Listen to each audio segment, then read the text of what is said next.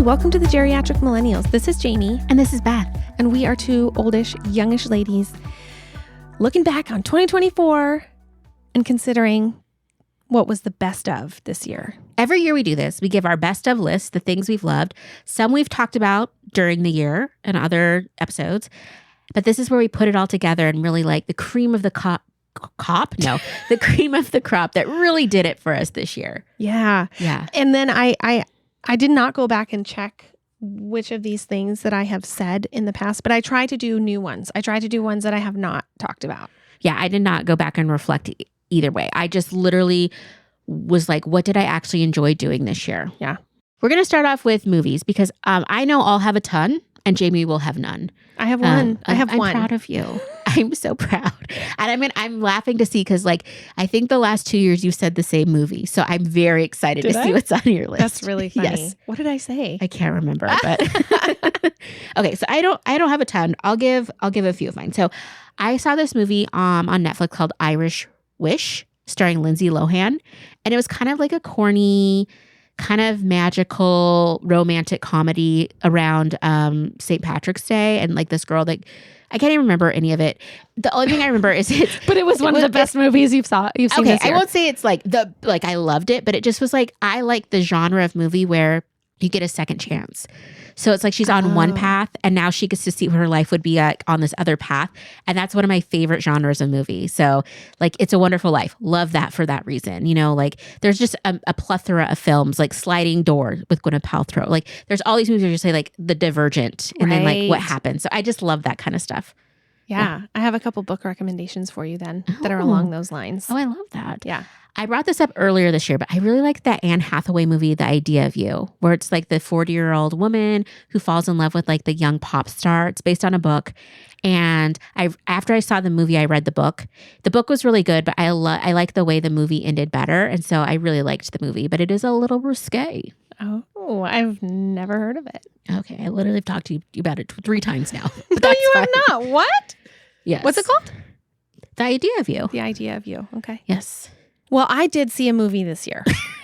I think I know what it's going to be. You do. Inside Out too. Yes. I was trying to think back of what movies I've seen this year. I think this might be the only one, but it was a really good one. It was really good. I enjoyed it. It made me cry. I was watching it with 2 of my children, maybe all 3. I can't remember that part.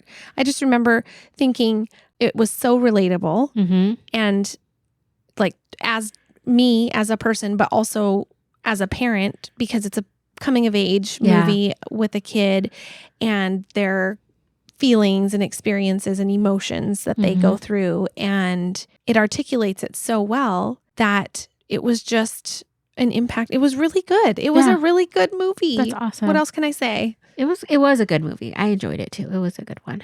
It's animated in case anyone listening to this has not seen Inside Out 2. Jeez Louise. There's another. So I really liked this movie called Damsel, which I did see that. Oh, look at you! Yeah, it's like it's kind of like one of those. Reminded me a little bit of Ever After with Drew Barrymore, where it's like a princess story, but the princess is empowered, which I really liked. Yeah, that was good. Yeah, because it stars Millie Bobby Brown, and she's like a princess from this kind of desolate frozen empire, and they need to marry her into this rich family for resources, and come to find out that family is not what it seems to be, and so she has to battle her way back from an interface with a dragon, and it was really cute. It was good. Okay, yeah. I saw more than one movie last year. Actually, I'm so happy for you. There's a movie I saw. It's an older movie called I Still See You, starring Bella Thorne, and it's a movie about in the future, something happens catastrophic and all of a sudden all these people pass away, but their ghosts remain. But you can actually see them just like walking around in their last states. And so it's just like this, it was a really interesting, it was a little bit, they had some a little bit scary, but it wasn't a scary movie, but it was really interesting. And like, I don't know, it was just like one of those things like on a Saturday, I was just tooling around and like turned on this movie that I'd never heard of. And I actually like enjoyed it, which never usually happens. Yeah, that's so cool. That was good. Fun. Surprise. And then last but not least, I really liked Red, White, and Royal Blue. Okay. This is based on a book and it's on Prime, and it actually stars the guy that was in The Idea of You. And basically it's like the King of England's son, Prince whatever, falls in love with the American president's son. Can't remember his name either. And they have this like kind of like bromance for a while that turns into a romance. And it was actually really good. I was like, this is kind of cute. It's a little scandalous in a couple spots, but it was like a really cute love story. And I was just like, both the guys did such a good job at it. I was like, okay. And I guess it's like a huge phenomenon in the book world or something. I don't know. I've never read the books. Wow. Sounds interesting. Yeah. So it was an okay movie year. I didn't have a great movie year, but it was okay. Okay. So I have a list of books that I read in 2024. So I couldn't pick just one. Of course. So I have 3. Oh, that's not very many. Well, because it's the best. Oh my gosh. I think this is hilarious because every other time we're like top 10, blah, blah, blah. She's like, I can't just do a top 10. I'm doing top 30 because I can't pick. Well, I guess in my head, I wasn't thinking that many. I was just like, okay, the best of the best. Plus, I didn't read as many books. And I'd read a lot of books that I didn't think were like great. Yes. So I couldn't put them on this list. I had the same thing when I was going through my Goodreads. I was like, I read a lot of books, but not a lot of ones that I remember even. Yeah. So the first one that I have on my list is The Women by Kristen Hanna. Mm-hmm. It is so good. It is so well written. It is about women in Vietnam and it's historical fiction, of course. Of course. Because that's my favorite genre. And I didn't know what to expect. Mm-hmm. I didn't really even know what the book was about before I read it, but I could not put it down. It was very moving and it was insightful and it was just so well written. It was just an excellent book. I loved it. Yeah. I just love you in historical fiction. It's so cute. One of the books I loved last year was The Silent Patient. And I can't remember who it's by, but I'll put it in the show notes. But I really liked that book. I've read it. Can I just say a little bit more about The Women, though? Oh my gosh. I'm so sorry. But it's because I always am just like, it was good. But you always tell like what the story's about. Yeah.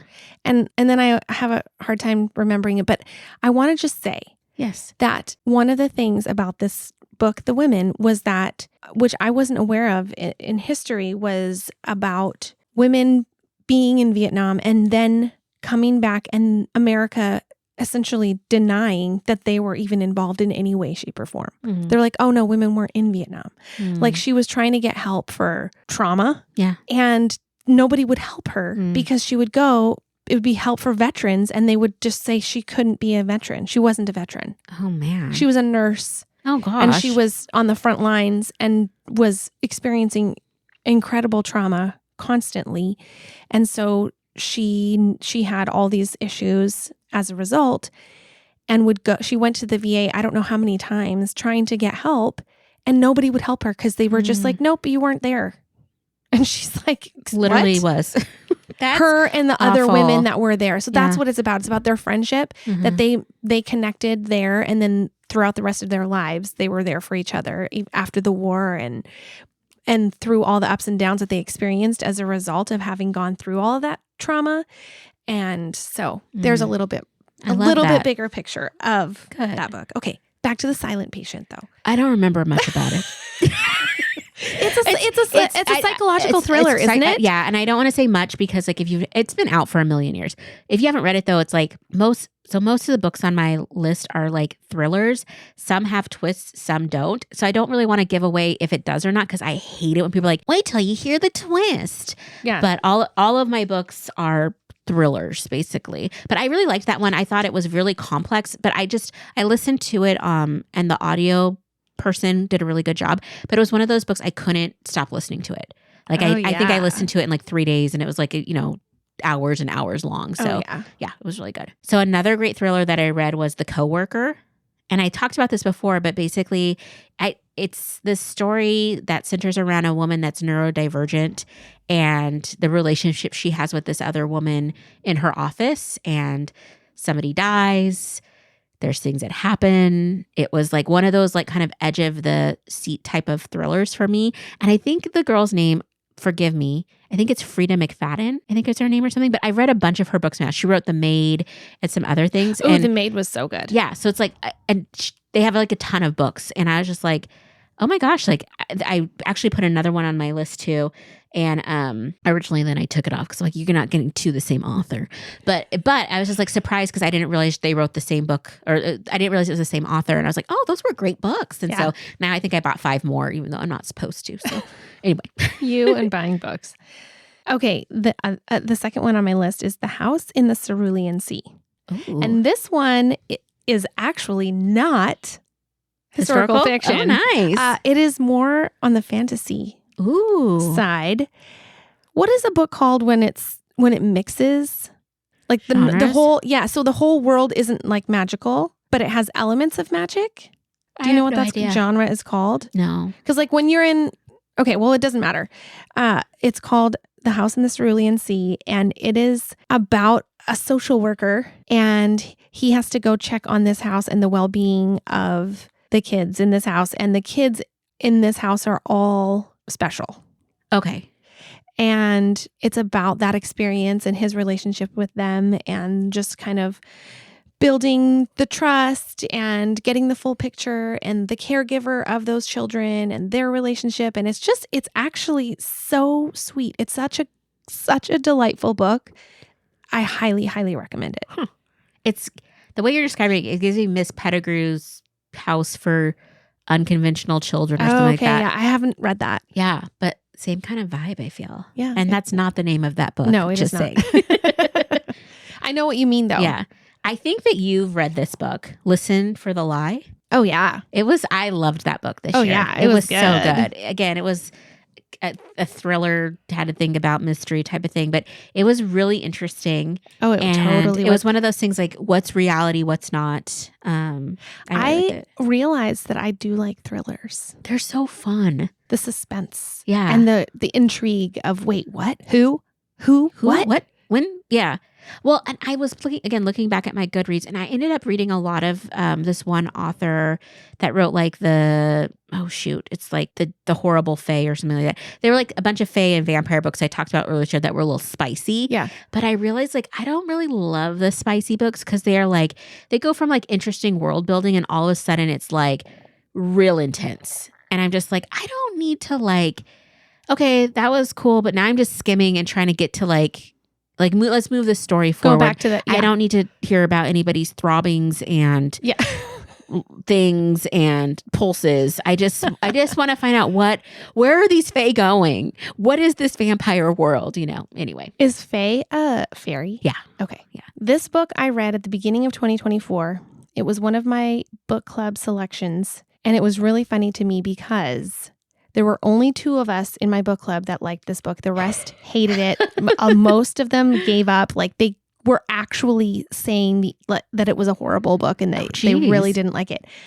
I loved this book so much. It's called The Covenant of Water. Why are you laughing? Because I remember you telling me about this book and you were so excited about it. It is so well written. It's like a masterpiece. It is so long. Mm-hmm. It is an investment of your time for sure. Because it spans generations, mm-hmm. and it's set in India, which is probably why I really liked it, because I'm always fascinated by other countries and life in different cultures and different ways of living and all of that than I've ever experienced. But it is really a really well written book that just gives a picture of this interconnectedness of over the generations and it's historical fiction, of course. But it's hard to even describe, mm-hmm. but it's called The Covenant of Water because there is this common thread in this family of drownings. Oh, interesting. Ooh. And so it's almost like there's this mystery around that. But at that time, science was not advanced enough to actually detect what that thread was. So there was a lot of interpreting of what that was with family members and things and fear around that and just not understanding. Yeah. And yeah. Yeah. Okay. It's very interesting. It was really, really good. I highly recommend it. Okay. I think it's worth the investment. Don't ask anyone else in my book club though. Okay, this one technically I don't think is a real book. It's called #, like literally # Crime Time, and it's by Geneva Rose. I'm pretty sure. Oh, I actually know who that author is. Yeah, I love her stuff. Like I read all her books. She wrote The Perfect Marriage. I think she's coming out with another one called The Perfect Divorce. That's her next one. Just all these. I've read all her stuff. I really like it. Really great thrillers. One of us is dead, or one of us is lying. one of those. Anyway, there's a lot of books. One of Us is Dead. I've read that one. There's a lot of books that kind of have similar titles at this point to me because I'm like, whatever. But I really liked it. And it was kind of funny because the voice actors, it was kind of a back and forth. It almost felt like a podcast. So it was really fun. And then last on my list it's actually a book pick that I had for my other podcast, Boozy Book Reports, called Scared to Death, which is a book I read when I was probably 10 or 11.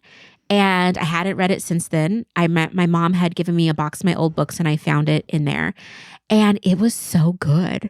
It's like a kid book, but it was like a mystery and it was like something to solve and a thriller. I love that. It was about just these really naughty kids that end up getting a babysitter with a little bit of supernatural to her. Oh. And they kind of terrorize her and she terrorizes them back. And it ends on like kind of a really interesting note. And I was just like, for a kid's book, this is fabulous. Like this was great. And it had some actual moments of scariness. Cause sometimes, I've read books like R.L. Stein and things like that are supposed to be scary for kids. And they're kind of funny, scary, like, oh, and they opened up this thing and there was like some cockroaches or whatever it is.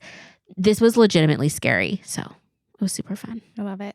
Okay, this is my favorite thing. I love to hear your list of what you're actually using on your face and body. Yes. Like, I love it. Okay. Well, there was a point when I was considering my list that I thought, and this is right at the very beginning, and I thought, I don't use anything different. I mean, I just found some things I like and I've stuck with it. However, I realized when I started mentally going through my routine, I was like, oh, wait, I don't think I've said this before. Oh, wait, I think I've added that. So there's a few things. There's a few things. So I'm going to start with, now this I could have an entire episode about just this alone. Is it Ilia? Nope. Well, you know that I love Ilia, but no, it is natural deodorant. Oh gosh, that's one of our very, very first episodes. You were talking about natural deodorant.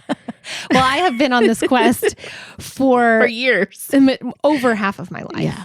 And I have tried many different kinds. And I think I have found one. Okay. That was very unexpected because I try different ones. I'm always trying different ones. I'm always spending ridiculous amounts of money because I get targeted for ads that are like, this is the best natural deodorant ever. It smells so good. It'll replace your perfume. I smell so good at the end of the day, blah, blah, blah. And it's just not true. Yeah. It's just not true.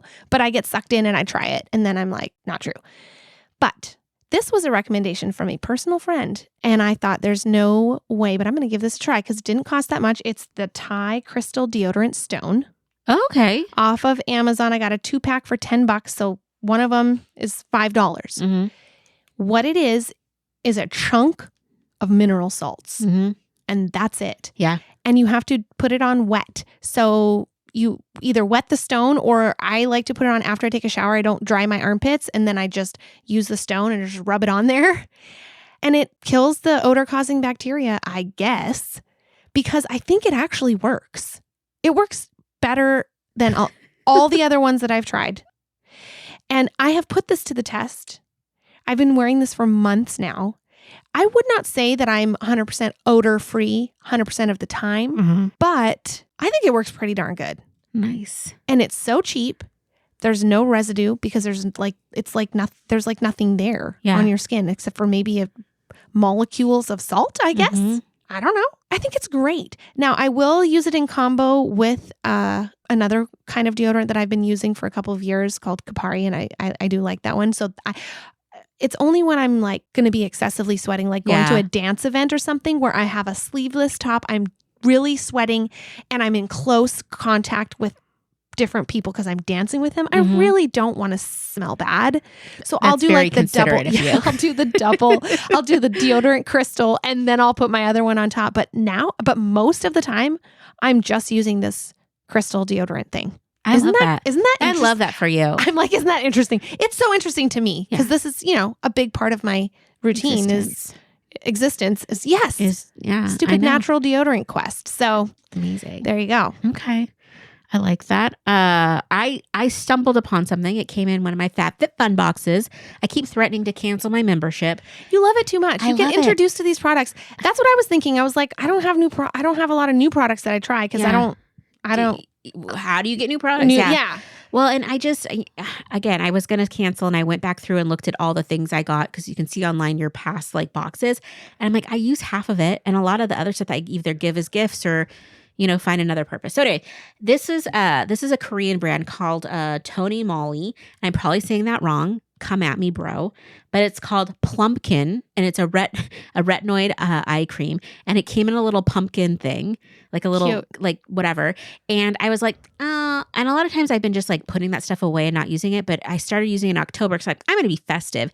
I've been going through it. It's like it's kind of like this really nice creamy eye cream, and it hydrates, but it's not greasy. Nice. And it just feels like really light, but again, like not sticky. Is it something you'd repurchase? I think I would repurchase this, and I feel like it's affordable. Did you look it up and see? Because remember the last eye cream, one you was were like 100 and so something. great, but it's ridiculously expensive. I'm pretty sure that this is like going to be a $28 one. Okay. I don't know if that's true, but I feel like it's in that range. So I'm like, okay, this is something I could do again. I love that. Yeah. Okay. I have found a concealer. Oh. That I really like. Mm-hmm. And it was recommended by this beauty person that I follow. And it's called, I don't know how to say it. It's LYS. I don't want to say lice, but yeah. Liss. I don't know. LYS maybe? Okay. LYS Beauty. It's called the Triple Fix Brightening Concealer. Mm-hmm. It's not super expensive. I got it at Sephora. I mean, relative to like the range of expensive. It's not just like a drugstore little stick that you get for $5 or whatever. I can't remember how much it is. I think it's 20 something, but it lasts a long time and it works for mature skin. Okay. Because that's key. Because I have a lot of fine lines under my eyes now.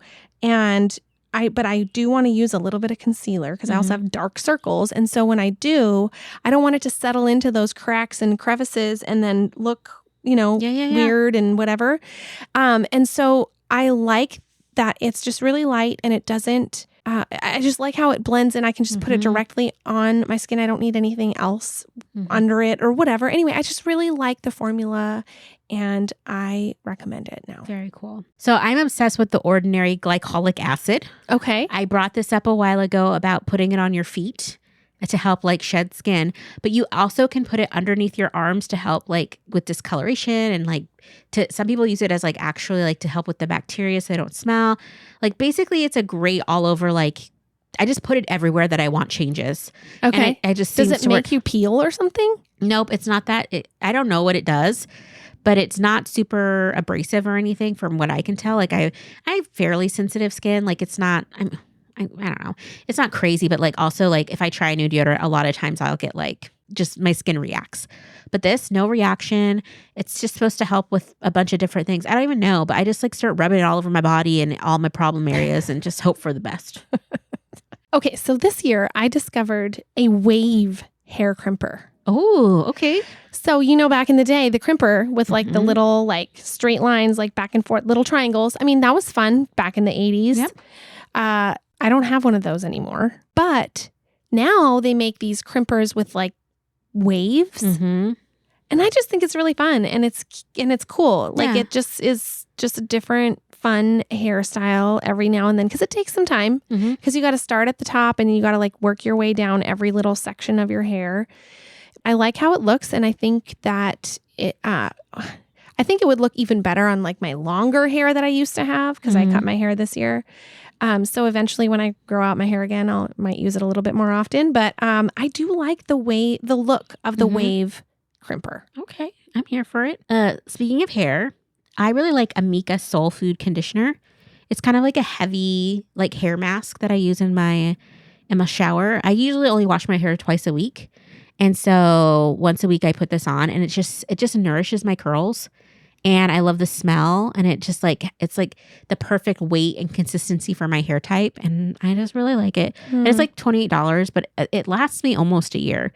So I'm like, that seems completely reasonable. Fine. Yeah. Maybe it's more. I might be joking. It might be higher than that. Why is 28 my go-to number for I don't know. beauty? It might be more like 48, but regardless. Well, if it lasts you that long, it's great. And again, it's something I love and it makes me feel pampered and wonderful. I love that for you. Okay.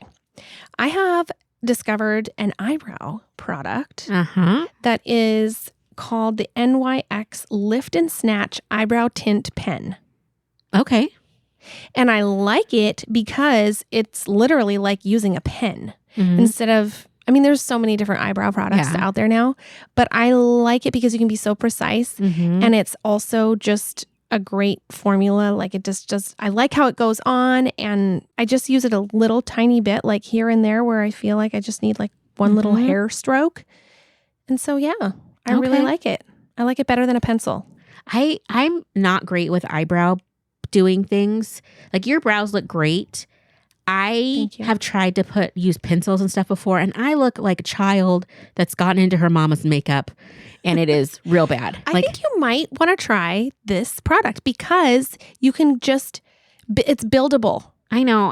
I've used buildable before, and I look like a build a brow. Like it just was real. Maybe it's because you were really not used to it. I that's also it too. Like, and I don't have, my eyebrows are fairly dark too. Like, I don't know what's wrong with me. I'm not artistic. Why do you think something's wrong with you? Nothing's wrong with you. There's nothing wrong with me, but like you should let me apply some products into your eyebrows because I want to just try it. I think some people have a naturally are like good at like doing like the eyeliner and making it like look like a little cat eye, and it looks so good, and they can do it pretty effortlessly. I have never been that person. Like I'm the person that puts my eyeliner on and has to go get a Q-tip and let's fix this mess. So it's the same for anything that becomes artistic when it comes to makeup. It's like, no. Okay, I brought this up before, and again, I say all these names wrong because I've never heard them out loud before, I feel. Okay. And then I'm trying to read them, and I'm like, do I know phonics? I get it. No. Okay, I think it's the Laneige, because it's like Laneige had that like lip mask that was really popular a couple of years ago, kind of before the summer. It's not Summer Moon. That is Sheena Shea's daughter from Vanderpump Rules. But it's Summer Rose, that lip gloss. I don't even know what that is. That was like the hot lip gloss like last year. Anyway, I should try it. Laneige has this thing called Waterbank Hyaluronic Cleansing Foam. And I think I brought this up last year, but it is so lovely. It's just like this, it's a little dabble do ya. It makes my skin feel like really clean, which I like. And I ran out of and I got it through FabFitFun, and I ran out of the bottle, and in my other FabFitFun box, I'd gotten this long spatula for like makeup. So I cut it open and I scooped out, and I got like probably like 25 more uses from scooping out all the product that I couldn't push through. And I was like, this is my new way of living. Yeah. And then I had a Sephora gift card, and I went there and I bought, it was the very last bottle they had or tube they had. And I was just like, this is my lucky day. I bought some, I found some, I'm using all my FabFitFun stuff. I'm just living my best life. How do you use? Okay, what is it exactly? Just a foaming face wash. Okay, has hyaluronic acid in it. Okay, it's nothing like crazy, but I just like it because like it just makes my skin just feel really clean, and I like that. And I like the foaming. Like I like a sudsy. Yeah. Like I want sudsy shampoos. I want sudsy like face stuff. Like I want to. Even if it's just for fakeness, like it doesn't do anything extra, I still want it. Yes, I may have mentioned this in the past. Okay. I don't know, but the Dashing Diva nail strips. Have I? You're laughing because I have. Okay, well, whatever. You literally got them for my birthday last year. I love them. Yeah. Did you tell me about them? No, you told me about them. Oh, yeah, I did give you some. Probably haven't even used them. Nope. I love Dashing Diva because, now there's different kinds because you can do ones that have like the light, they're gel, and you have to cure them with a light, which they probably last long and whatever. I haven't tried that. I haven't wanted to go that route because what I love about the Dashing Diva ones without the light is that when you are done, you literally just peel them off. And I love that. You don't have to mess with anything that is difficult to get off. That's the problem that I have with a lot of nail products is like, I love how they look and they last, but when you're ready to be done or it's time to come off, one of them pops off, whatever, and you want to get the rest off, it is such a pain to get them off. And not with Dashing Diva. It's literally like a sticker on your nail that lasts as long as you want it to. And then when you're done, you just peel it off. Okay. I'm going to pull them out of my beauty closet and I'll use them soon. It's brilliant. I love it. Okay. And I always see them at like TJ Maxx. Yes. For cheap. That's right. Yeah. Because I was at Sephora the other day looking at them. It's like, oh yeah, I need to use these. And then I saw them at TJ Maxx and I was like, oh my gosh, they're way cheaper than at Ulta. Okay. Something that I love to pick up at TJ Maxx is the Onyx Cracked Heel Stick. I need to get one of those things. Yes. They're like $3.99 and it's like this giant, it looks like a giant chapstick. Okay. And I'm pretty sure it's just coconut oil and stuff. And you just kind of crank it up and rub it on your feet after a shower. I usually do my glycolic acid. I'm probably saying that wrong. With all the beauty girls out glycolic? there. Listen, it's been a long day. Yes. I feel like I made it into an alcoholic drink. Anyway. I think you combined hydrolonic or something. I did. It's fine. It's the beauty of Beth. Anyway, so I wipe my feet down with the acid treatment, let it dry a little bit, and then I put the cracked heel stuff on and then cover my foot in a sock. And it just makes me feel great. Well, I've been putting some stuff on my heels every night at bedtime, like before I get in bed. But I don't know that it's actually doing anything. And I think I need to get that stuff. Yeah.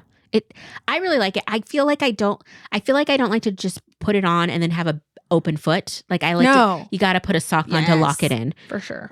But yeah, it works well. Okay. You know, I like to talk about eyelashes and I've like discovered a few different things. Well, this year I experimented with false eyelashes with the clusters, with like the ones that you glue on. So I like the press on ones for like just temporary, like one night.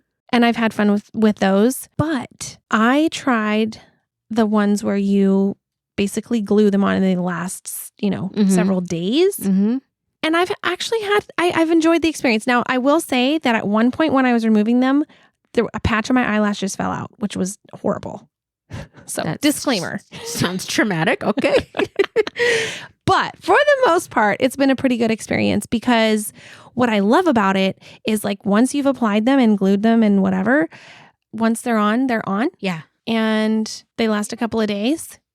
And it's great. Awesome. Love it. Okay, I have one more. I look like death right now. No, you don't. I'm paler than a ghost than I've ever been in my whole life. And so I was like, girl, you need a little bit of color.